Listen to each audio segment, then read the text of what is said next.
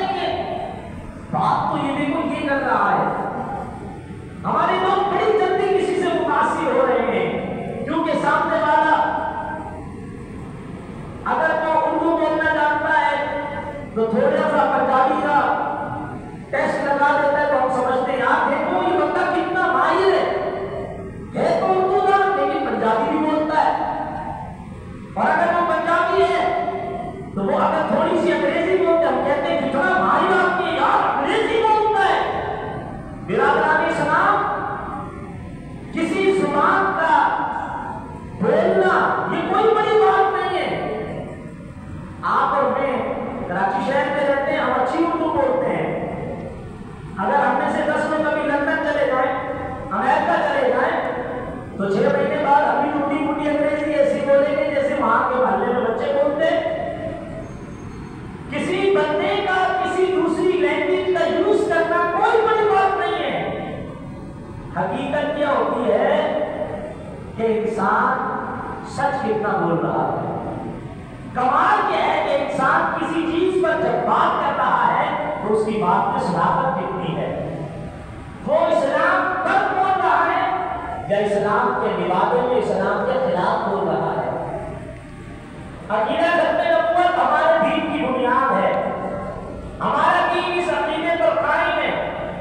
اگر آپ عقیدہ ختم نبوت کو مٹا دیں تو کل آپ کو نماز کے حکم سے بھی منہ موڑنا پڑے گا. کل آپ کو روزے کے حکم سے بھی منہ موڑنا پڑے گا.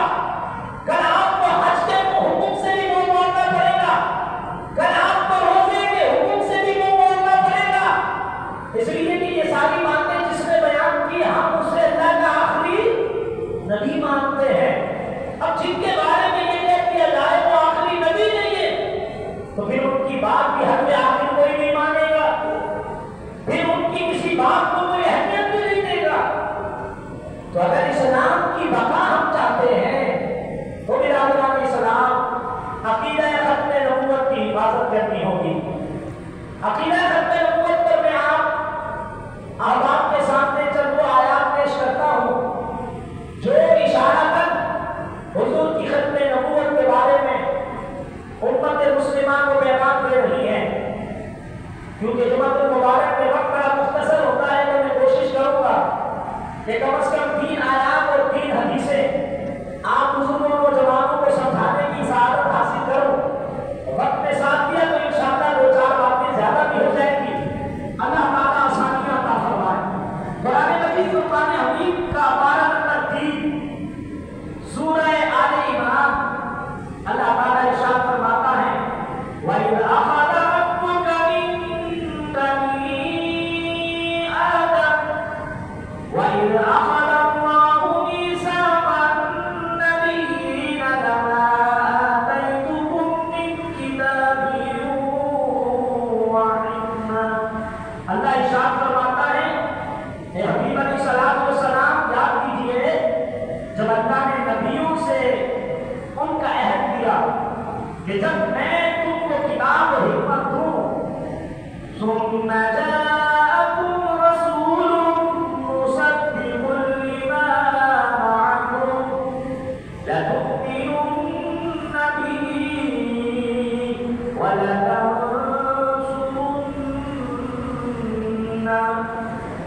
اللہ ارشاد فرماتا ہے کہ جب میں تمہیں کتاب اور حکمت عطا کروں اور پھر ایسے رسول رحمت تشریف لے آئیں جو تمہارے پاس موجود چیزوں کی تصدیق فرمائے تو پھر تم نے ان پر ایمان بھی لانا ہے اور تم نے ان کی مدد بھی کرنی ہے. برادران اسلام اس آیت مبارکہ سے پتہ یہ چلا جتنے بھی نبی ہوں گے وہ سب نبی کریم صلی اللہ علیہ وآلہ وسلم سے پہلے تشریف لا چکے ہوں گے. حضور کے بعد کوئی نبی نہیں ہوگا کیونکہ اللہ فرما رہا ہے ہم نے یہ ان سے عہد دیا کہ جب تمہیں ہم کتاب و حکمت دے دیں جنہیں دے دیا ہوگا وہ پہلے حضور سے پہلے موجود ہوں گے. اب تو پہلے موجود ہی نہ ہو اس کے پاس کوئی چیز ہوگی اور جو کسی چیز کا مالک ہی نہیں جس کے پاس کوئی چیز ہے ہی نہیں اس سے بات کی جا رہی ہے قرآن میں بولیے نہیں کی جا رہی. تو پتہ یہ چلا جتنے بھی نبی ہیں وہ حضور سے پہلے ہوں گے اور پھر ان نبیوں کو یہ بات بتا دی گئی سمجھا دی گئی کہ آپ کے زمانے میں اگر حضور آ جائیں تو آپ نے حضور پر ایمان لانا ہے. تو یہ نبی کی شان ہے کہ اگر نبی ہوں گے اور ان کے زمانے میں حضور تشریف لے آئے تو وہ پھر بات حضور کی کریں گے. بات کس کی کریں گے؟ حضور کی کریں گے. پھر سکہ کس کا چلے گا؟ حضور کا چلے گا. برادران اسلام اس آیت مبارکہ سے ہمیں یہ بات سمجھنی ہوگی کہ جب یہ آیت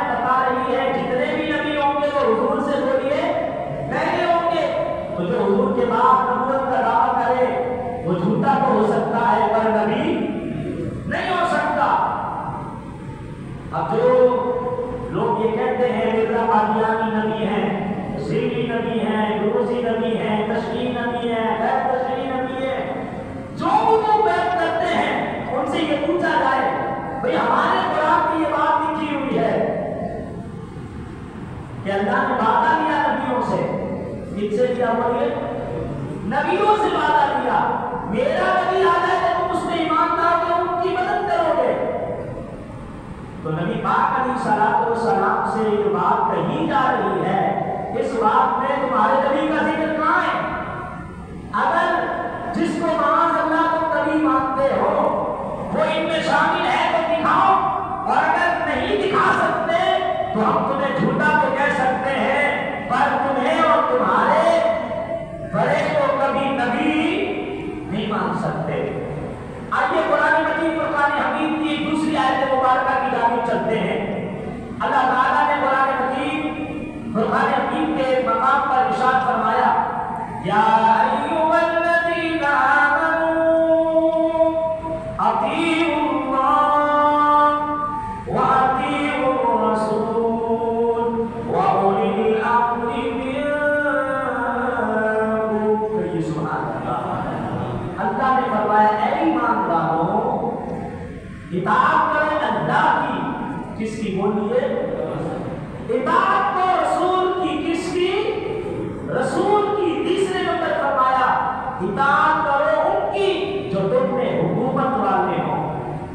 اللہ تعالیٰ نے تین لوگوں کی اطاعت کا حکم دیا، سب سے پہلے اللہ نے اپنی اطاعت کا حکم دیا، دوسرے نمبر پہ اللہ نے اپنے رسول کی اطاعت کا حکم دیا، تیسرے نمبر پہ اللہ نے فرمایا جو تم پر حکومت کرے ان کی اطاعت کرو۔ اور یہ بات بھی یاد رکھیے، حکومت میں بھی ان کی اطاعت کی جائے گی، اس وقت تک کی جائے گی جب تک حکومت حضور کی وفادار ہوگی۔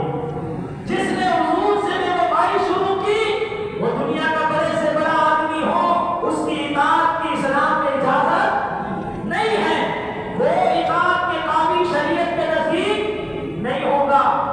اب یہاں قابل غور بات، بڑی سمجھنے والی بات، میں ٹھہر کر اس لیے باتیں کر رہا ہوں کہ آپ کی سمجھ میں بھی آئے اور آپ کو یاد بھی ہو جائے۔ یہ مسئلہ تو ہے جو گھر جا کر آپ نے اپنے بچے اور بچیوں کو سکھانا ہے، کیونکہ اسی عقیدے ختم نبوت پر ہمارے سارے دین کی بنیاد ہے۔ اگر یہ عقیدہ ہمارے ہاتھوں سے آگے پیچھے ہو گیا تو یاد رکھیے ہم دین اسلام سے آگے پیچھے ہو جائیں گے، ہم قرآن سے آگے پیچھے ہو جائیں گے، ہم حدیث سے آگے پیچھے ہو جائیں گے، ہم صراط مستقیم سے آگے پیچھے ہو جائیں گے، پھر ہمارا اللہ اور اس کے رسول سے کوئی تعلق نہیں رہے گا۔ اللہ نے فرمایا اے ایمان والوں اطاعت کرو اللہ کی، اللہ کے رسول کی، اور ان کی جو تم پر حکومت کرے۔ اور یہ بات یاد رکھیں، حکومت کی اطاعت کرنا یہ ثواب، نہ کرنا گناہ۔ نہ کرنا کیا ہے؟ اگر کسی نے بادشاہ وقت کی نافرمانی کی وہ گناہ گار ہوگا، کافر نہیں ہوگا۔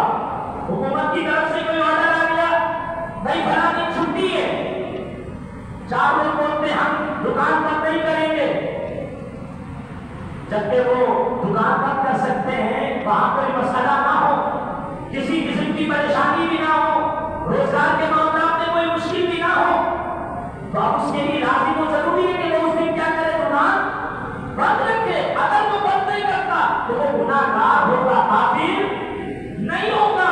اللہ تعالیٰ نے قرآن مجید اور قرآن حمید میں ایک ایسے شخص کی اطاعت کو بیان کیا جس کی نافرمانی سے بندہ گناہ گار ہوتا ہے، کافر نہیں ہوگا۔ تو سوچئے جس کی اطاعت نہ کرنے سے بندہ کافر ہو جاتا ہے، نبی کی بات نہ مان کر بندہ کافر ہو جاتا ہے، اگر وہ نبی حضور کے بعد آنے والا ہوتا تو کیا اللہ اس بات کو ایسے ہی چھوڑ دے گا؟ آپ کے سمجھ آئی بات؟ بھئی ایک عام بندے کی بیٹیوں کو قرآن میں بیان کیا جا رہا ہے کہ یہ تم پر بادشاہ بن گیا اور حضور کا وفادار ہو تو تم نے اس کی فرما برداری کرنی ہے۔ تو بادشاہ سے بڑی چیز ہوتی ہے اللہ کے نبی کی ساتھ، بادشاہ سے بڑا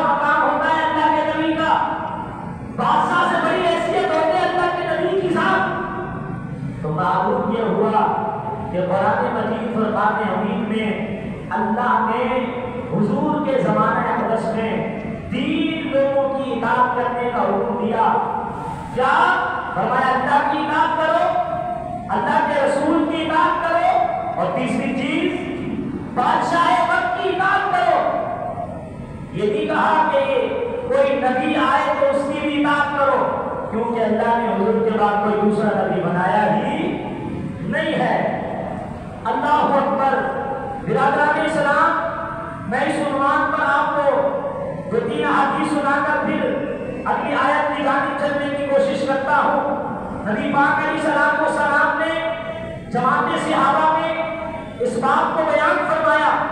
حضرت ابو ہریرہ فرماتے ہیں حضور نے فرمایا کانت بنو اسرائیل تسوسهم الانبیاء کلما ہلک نبی خلفہ نبی. بنی اسرائیل سے جب کوئی نبی تشریف لے جاتے، ان کا وفات ہو جاتا، کوئی نبی پردہ فرما جاتے، تو اللہ ایک نبی کے بعد دوسرا نبی عطا فرما دیتا.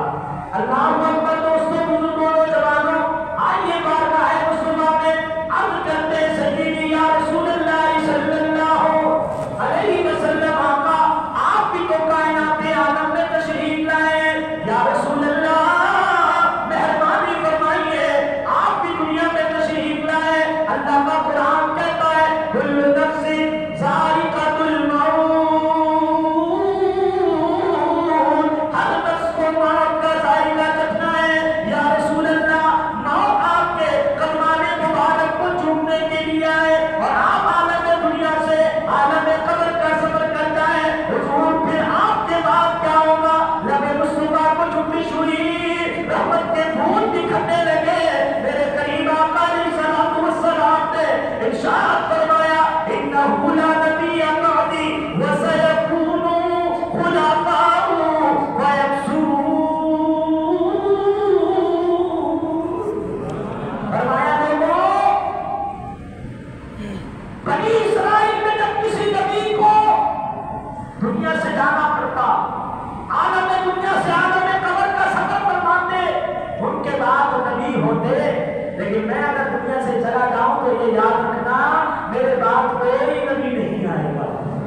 یا رسول اللہ پھر اس کائنات کے عالم کا نظام کیسے چلے گا؟ آقا علیہ الصلوۃ والسلام نے ارشاد فرمایا اس کائنات کے اندر رشد و ہدایت کا نظام ایسے چلے گا کہ میری امت میں کثرت کے ساتھ میرے خلفاء ہوں گے. الحمدللہ ہم اہل سنت کا یہ عقیدہ ہے حضور کے دنیا سے پردہ فرما جانے کے بعد اب قیامت تک کوئی نبی، بولے تو صحیح، کوئی نبی نہیں آئے گا. اور حضور کے پردہ فرما جانے کے بعد حضور کی اس حدیث کا ایک لفظ سچ ثابت ہوا.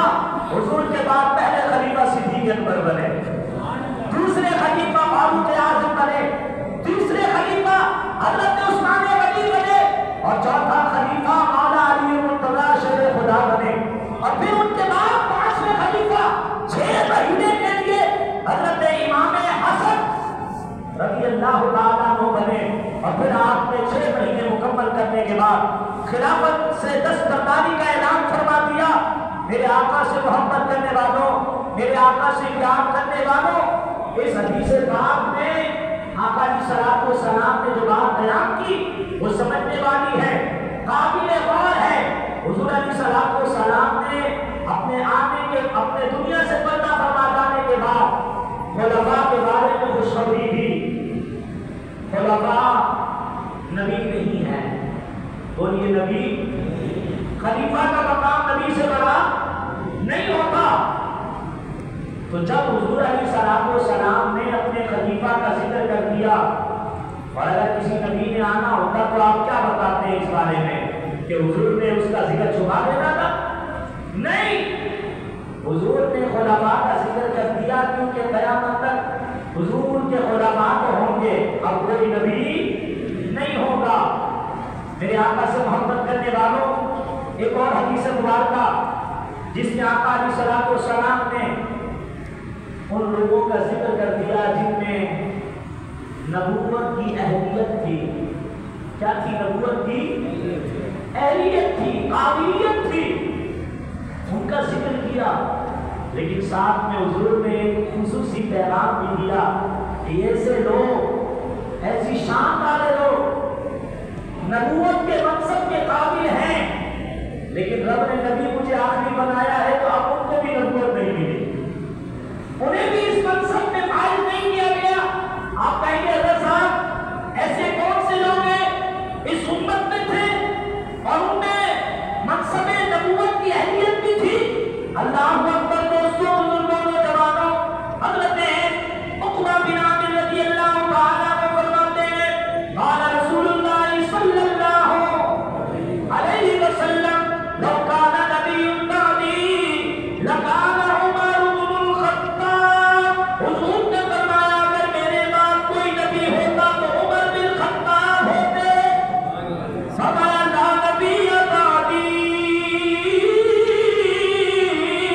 فرمایا پر عمر نبی نہیں کیونکہ میرے بعد کوئی نبی نہیں ہے۔ مجھے یہ بات بتائی جا رہی ہے جناب سیدنا فاروق اعظم رضی اللہ تعالیٰ عنہ ان خصوصیات کے حامل شخصیت تھی جیسی شخصیت والی ہستیوں کو نبوت ملتی ہے، لیکن اللہ نے انہیں نبوت نہیں دی کیونکہ تاج نبوت تو سر مصطفیٰ پہ سے چلا تھا۔ ہم یہ نعرہ لگاتے ہیں تاجدار ختم نبوت، 3 مرتبہ کہیے زندہ باد زندہ باد زندہ باد۔ میں پھر نعرہ لگاؤں، آواز آئے گی، تاجدار ختم نبوت زندہ باد زندہ باد۔ بات یاد رکھیے گا، ہم کتنے بھی بڑے ہو جائیں ہماری ساری بلندیاں ہمارے حضور کے صدقے میں ہے بھائی۔ تو ذکر مصطفیٰ میں، عظمت مصطفیٰ میں کبھی شرمائے نہیں۔ آج ہمارے ہاں عجیب ماحول پیدا ہو رہا ہے، لوگوں کی اپنی ذات کی بات آتی ہے، لوگ گالی گلوچ پہ اتر آتے ہیں، لوگ بڑی بڑی باتیں کرتے ہیں، پر نبی علیہ السلام کی عزت و ناموس کی بات ہوتی ہے لوگ زبان بھی نہیں لاتے، لوگ دو لفظ بھی نہیں بولنا چاہتے، لوگ کہتے ہیں صاحب خاموش رہنا چاہیے۔ تو کون سے نبی کا کلمہ پڑھتا ہے؟ دنیا کو کیسے پتا چلے گا اگر تو اپنے نبی کے بارے میں بات نہیں کرے گا؟ برادران اسلام، لوگوں نے تو یہ سبق پڑھ رکھا ہے کہ ہم جس کی سلب سے آئے ہیں ہم اس پر بھی ایک لفظ برداشت، ہم جس باپ کی اولاد ہے کوئی اس پر انگلی اٹھائے گا تو ایک لفظ بھی برداشت۔ اگرچہ دنیا میں کئی مرتبہ جن کے باپ پر انگلی اٹھائی جاتی ہے ان پر غلطیاں کا کوئی نہ کوئی الزام بھی ہوتا ہے، لیکن لوگ بولتے ہیں چپ کر جا، کچھ بھی ہے میرا باپ ہے۔ کیا بولتے ہیں؟ کچھ بھی ہے میرا باپ ہے، لیکن میرے حضور پہ وہ ہے جو ہر عیب سے پاک ہے۔ یہ ہم نہیں کہہ رہے، ہمیں حضور کے صحابہ نے سکھایا، فرمایا میرے آقا کی ذات تو وہ ہے کہ اللہ نے ان کو ہر عیب سے پاک پیدا فرمایا ہے۔ اور کہنے والا کون تھا؟ حضرت حسان بن ثابت کریے سبحان اللہ۔ اور کہاں بیٹھ کر کہتے تھے حضور کے منبر پہ اس میں بھی بنتا ہے سبحان اللہ، اور سننے والے خود مصطفیٰ ہوتے تھے، سنانے والا صحابی رسول، اور جس جگہ سناتے تھے وہ جگہ ہوتی تھی منبر رسول، اور سننے والے حضور کے صحابہ اور خود حضور ہوا کرتے تھے، اور وہ طرف کے کہتے تھے وَأَحْسَنُ مِنْكَ لَمْ تَرَ قَطُّ عَيْنِي وَأَجْمَلُ مِنْكَ لَمْ تَلِدِ النِّسَاءُ خُلِقْتَ مُبَرَّأً مِنْ كُلِّ عَيْبٍ۔ یا رسول اللہ، آپ کو اللہ نے ہر عیب سے پاک پیدا فرمایا۔ میرے آقا وہ عظیم ہستی ہے جنہیں اللہ نے ہر عیب سے پاک پیدا فرمایا اور ان کے بعد کسی نبی کو پیدا نہیں فرمایا۔ حضور نے فرمایا میرے بعد کوئی نبی ہوتا تو جناب عمر ہوتے، پر میرے بعد کوئی نبی۔ اچھا، یہاں آپ دوستوں کی اجازت ہو تو ایک جملہ اپنے موضوع سے تھوڑا سا ہٹ کے عرض کر دوں، آپ کی توجہ ہے تو بولیے سبحان اللہ، ایمان تازہ ہوگا۔ میں موضوع سے صرف 2 منٹ کے لیے ہٹنے لگا ہوں۔ حضرت عمر کون ہے؟ خلیفہ کون ہے؟ اور کس کے خلیفہ؟ جناب سیدنا صدیق اکبر رضی اللہ تعالیٰ عنہ۔ حضور نبی پاک صلی اللہ علیہ وسلم کے بعد پہلے خلیفہ بنے کون؟ جناب صدیق اکبر، دوسرے خلیفہ فاروق اعظم۔ حضور نے ان کے بارے میں فرمایا کہ اگر میرے بعد کوئی نبی ہوتا تو کون ہوتے؟ عمر ہوتے۔ سارے بولے کون ہوتے؟ جناب عمر ہوتے۔ اور حضرت عمر کون ہے؟ حضرت صدیق اکبر کے بعد والے خلیفہ، حضرت صدیق اکبر کے بعد والے خلیفہ۔ جب دوسرے خلیفہ کی یہ شان ہے کہ ان کے اندر نبوت کی اہلیت پائی جاتی ہے، تو اس نبی پاک علیہ السلام کے خلیفہ کا مقام اور مرتبہ کیا ہوگا، جس کے بارے میں حضور نے فرمایا یہ میرا صدیق کائنات میں سارے نبیوں کے بعد بہترین انسان ہے۔ وہ ابو بکر جو تمام نبیوں کے بعد آنا ہے، تو ان میں بھی یہ صفات ہوگی یا نہیں ہوگی؟ ہوگی تھی، کیونکہ ہم یہ بات اس لیے مانتے ہیں کہ حضور نے ایک مقام پر حضرت صدیق اکبر کے لیے بھی یہ بات بیان کروا دی۔ کنز العمال کے اندر شیخ لکھتے ہیں حضرت سلمہ بن عفان نے فرمایا، حضور نے فرمایا ابو بکر سب لوگوں میں تم افضل ہو، مگر یہ ممکن نہیں کہ تم نبی ہو، کیونکہ میرے بعد کوئی نبی نہیں آئے گا۔ میرے آقا سے محبت کرنے والوں، مولا علی المرتضی شیر خدا رضی اللہ تعالیٰ عنہ عظیم ہستی ہے جن کا نام اب بھی خیبر سن کے کام جاتا ہے۔ وہ علی المرتضی جنگ تبوک کے موقع پر حضور کی خدمت اقدس میں حاضر ہیں۔ نبی پاک علیہ السلام نے حضرت سعد بن وقاص فرماتے ہیں حضرت علی المرتضی کو اپنا خلیفہ بنایا اور فرمایا علی تم شہر مدینہ میں ٹھہر جاؤ۔ انہوں نے عرض کی یا رسول اللہ صلی اللہ علیہ وسلم آقا تخلفنی فی النساء والصبیان، یا رسول اللہ آپ مجھے بچوں اور عورتوں میں چھوڑ کے جا رہے ہیں، گویا یہ عرض کر رہے یا رسول اللہ آپ مقام تبوک کی طرف جا رہے، حضور میرا دل چاہتا ہے میں بھی آپ کے ساتھ چلوں، جنگ کے میدان میں بھی قربانی پیش کرو۔ لبے مصطفیٰ کو جنبش ہوئی، رحمت کے پھول بکھرنے لگے۔ اے آقا سے محبت کرنے والوں، حسین و جمیل حضور کے کلمات پر توجہ کیجئے گا۔ حضور نے کیا ارشاد فرمایا؟ لبے مصطفیٰ کو جنبش ہوئی، رحمت کے پھول بکھرنے لگے۔ میرے آقا نے ارشاد فرمایا اما ترضا ان تکون منی بمنزلتی بمنزلتی ہارون من موسیٰ۔ فرمایا اے علی کیا تو اس بات پر راضی نہیں کہ تو میرے نزدیک اس طرح ہے جیسے موسیٰ علیہ السلام کے نزدیک حضرت ہارون علیہ السلام تھے؟ اللہ اکبر۔ حضرت موسیٰ علیہ السلام اللہ کے بڑے جلیل القدر نبی گزرے، کوہ طور پر وہ رب سے کلام فرمایا کرتے تھے۔ اللہ اکبر۔ حضرت موسیٰ علیہ السلام اور حضرت ہارون علیہ السلام میں ایک نسبت یہ تھی کہ حضرت ہارون علیہ السلام جناب موسیٰ علیہ السلام کے بھائی تھے۔ کیا تھے؟ اور حضرت علی المرتضی شیر خدا رضی اللہ تعالیٰ عنہ حضور کے چچا زاد بھائی ہیں۔ کہیے سبحان اللہ۔ جس بات کو میرے نبی بیان کرے اس بات کو میں سنی ہمیشہ سر جھکا کے تسلیم کرتا۔ حضور نے فرمایا علی تم میرے نزدیک ایسے ہو جیسے موسیٰ علیہ السلام کے نزدیک جناب ہارون علیہ السلام تھے۔ علماء فرماتے ہیں یہاں ایک نسبت دوسری بھی سمجھنے والی یہ ہے کہ موسیٰ علیہ السلام جب کہیں تشریف لے جاتے تو پیچھے سے حضرت ہارون علیہ السلام حضرت موسیٰ علیہ السلام کے دین کی تشریح کیا کرتے تھے۔ تو حضور علیہ السلام نے یہاں پر ایک بات بیان کر دی۔ وہ بھی نبی تھے لیکن ایسے عظیم نبی تھے کہ وہ تشریح کیا کرتے تھے۔ مولا علی المرتضی نے ان کو، حضور نے مولا علی المرتضی کو اپنا بھائی کہا، لیکن صاحب نے فرمایا علی یہ بات بھی سن لو، غیر انہ لا نبی بعدی، تم میرے نزدیک ایسے ہی ہو موسیٰ علیہ السلام کے لیے جیسے حضرت ہارون علیہ السلام تھے۔ بس ایک چیز یاد رکھنا، ان کے نبی بھائی تھے، پر میرے بعد کوئی نبی نہیں ہے۔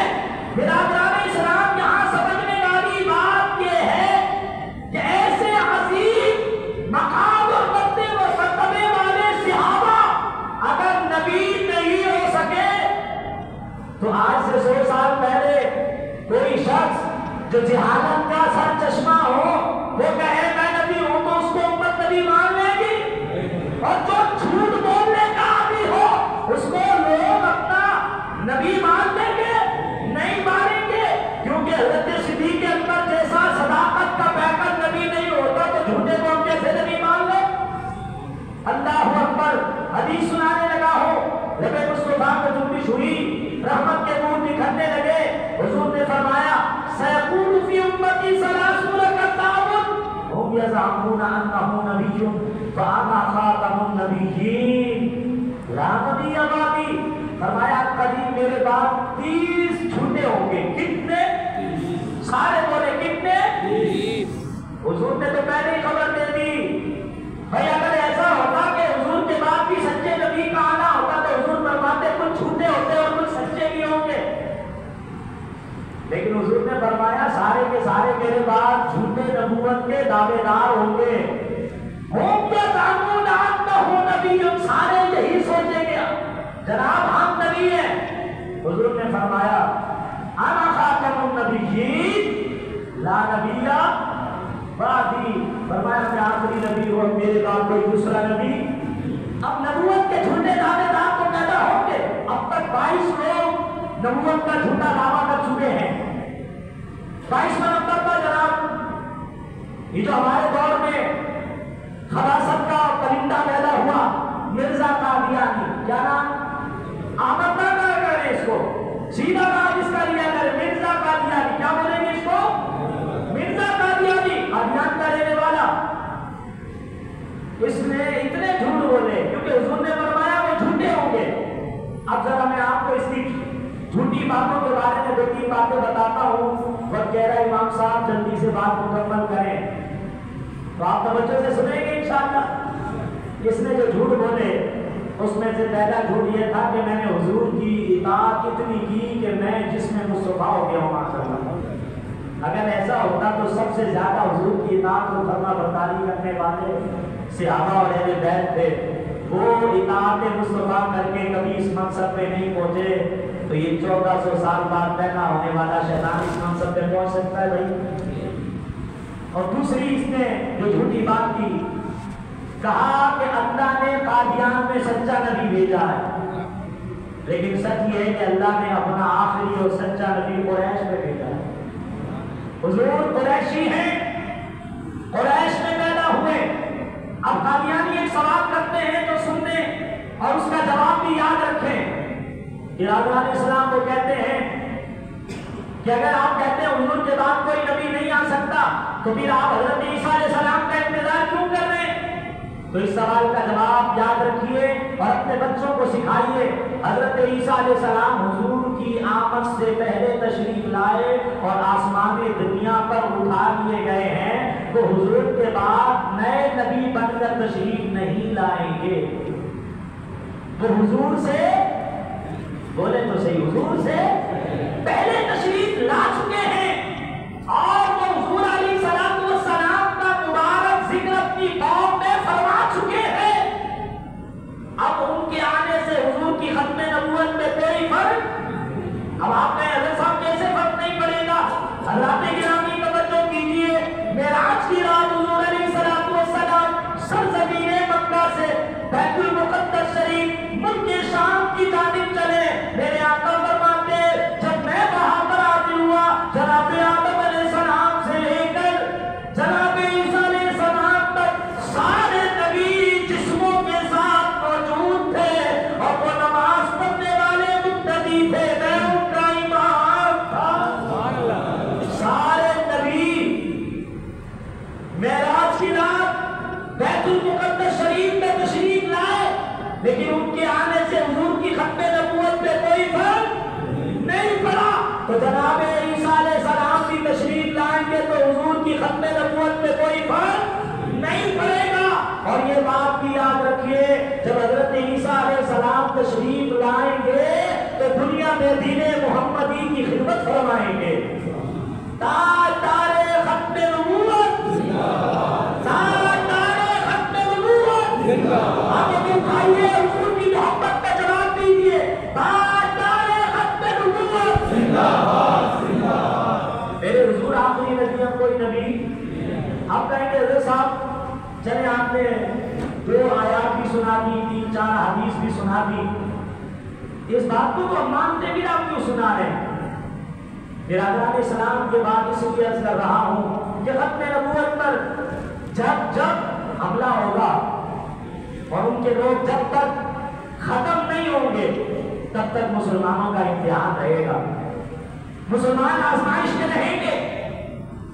یہ بات یاد رکھیں، پاکستان میں ایسا وقت بارہا آیا ہے کہ ختم نبوت کے منکرین نے مسلمانوں پر کبھی قلم سے اور کبھی گولیوں سے اور کبھی کسی اور مقام سے حملہ کیا۔ اب مسلمانوں پر ختم نبوت پر حملہ کرنے کے لیے عدالتوں سے حملہ ہو رہا ہے، ہمیں غور کرنا ہوگا۔ اور یاد رکھیے بڑے بڑے منصبوں پر ان کے لوگ آ رہے ہیں اور پہلے بھی آئے ہیں، لیکن مسلمان نہ کسی سے دبا ہے نہ دبے گا انشاءاللہ۔ یہ حضور کی عزت اور ناموس پر جیتا بھی ہے اور لڑتا رہے گا۔ میں نے تاریخ پڑھی اس لیے کہ میں آپ کو بتا سکوں تحریک ختم نبوت پاکستان میں کب شروع ہوئی۔ حضرت علامہ سید شاہ غلام اللہ قادری رحمۃ اللہ تعالی علیہ نے کتاب لکھی ختم نبوت، کیا نام رکھا؟ بولیے کیا رکھا؟ یہ کتاب خریدیے، کراچی میں بڑی آسانی سے مل جاتی ہے، اس کو پڑھیے۔ حضرت سید شاہ غلام اللہ قادری رحمۃ اللہ تعالی علیہ نے تحریک ختم نبوت کے ابتدا کی وجہ لکھی۔ آپ فرماتے ہیں 1953 میں پہلی مرتبہ یہ سلسلہ پاکستان میں شروع ہوا، اور اس کے لیے ہمارے علماء نے بہت کچھ سہا ہے، بڑی قربانیاں دی ہیں، اور یہ سلسلہ کراچی سے ہوا تھا۔ 1953 کے اندر ہمارا ایک وزیر خارجہ قادیانی تھا جس کا نام سر ظفر اللہ بتایا جاتا ہے۔ اس نے قادیان کی حمایت میں صدر کے اندر ایک گھیراؤ میں تقریر کی تھی، اور پھر اس کی نگرانی میں ہمیں مارا گیا اور ہم پر گولیاں چلائی گئی۔ اور برادران اسلام جب ان کا تعاقب کیا گیا تو آپ کو سن کر حیرت ہوگی کہ پھر پتا چلا کہ جی پاک فوج کے اندر بھی قادیانی افسر تھے، اور انہوں نے ہم پر گولیاں چلائی۔ ہمارا ٹیکس، ہمارا پیسہ، ہمارے پیسے سے خریدی ہوئی گولیاں اور ہم پر چلائی گئی۔ لیکن قربان ہو جائیں اپنے اسلاف پر، انہوں نے سب کچھ قربان کیا لیکن کبھی حضور سے بے وفائی نہیں کی۔ اس دور کے اندر جب مارشل لا لگا اور جنرل اعظم خان اور میجر جنرل احیاء الدین قادیانی نے مسلمانوں پر حملہ کیا، آپ کو سن کر یہ بات حیران کی ہوگی کہ 10,000 لوگ شہر کراچی میں شہید ہوئے تھے۔ یہ ختم نبوت کا مسئلہ اتنا عظیم مسئلہ ہے جو پارلیمنٹ میں ڈسکس ہوا، اس کے لیے 2-4 گانے نہیں گئی۔ یہاں کسی کا ایک دنیا سے چلا جاتا ہے تو اس سے پوچھئے کیا اس کے اوپر حالات گزرتے ہیں۔ 10,000 لوگوں نے اس کے لیے قربانیاں دی۔ اللہ اکبر۔ حضرت قبلہ مولانا سید خلیل احمد قادری دامت برکاتہم العالیہ کے والد ملک العلماء حضرت علامہ ابو الحسنات سید محمد احمد قادری رحمۃ اللہ تعالی علیہ اس کو لیڈ کر رہے تھے ختم نبوت کے مسئلے کو۔ آپ کو پاکستان بھر کے ختم نبوت پر کام کرنے والے علماء کو جیل میں ڈال دیا گیا۔ ہماری قوم کا یہ حال ہے کہ اگر عالم دین کسی مسئلے پہ بات کرتا ہے لوگ باہر بیٹھ کے باتیں کرتے ہیں، یار یہ مولوی سیاسی باتیں کرتا ہے، سیاستدان سے بولو گا تم ہمارے دینی مسئلے میں کیوں بولتے ہو؟ ادھر ہمارا لفظ نہیں کرتا، ادھر ہم عالم دین کے پیچھے پڑ جاتے ہیں جو تمہارے ایمان کی حفاظت کرتا ہے، جو تمہارے عقیدے کی حفاظت کرتا ہے، جو تمہیں قرآن و سنت پہ چلانے کی بات کرتا ہے، جو تمہیں جہنم سے بچانے کی بات کرتا ہے، بجائے تم اس کی فیور میں کھڑے ہو، اس کے حق میں بات کرو، تم بولتے ہو مولوی صاحب ممبر رسول میں بیٹھ کر سیاسی باتیں کرتے ہیں۔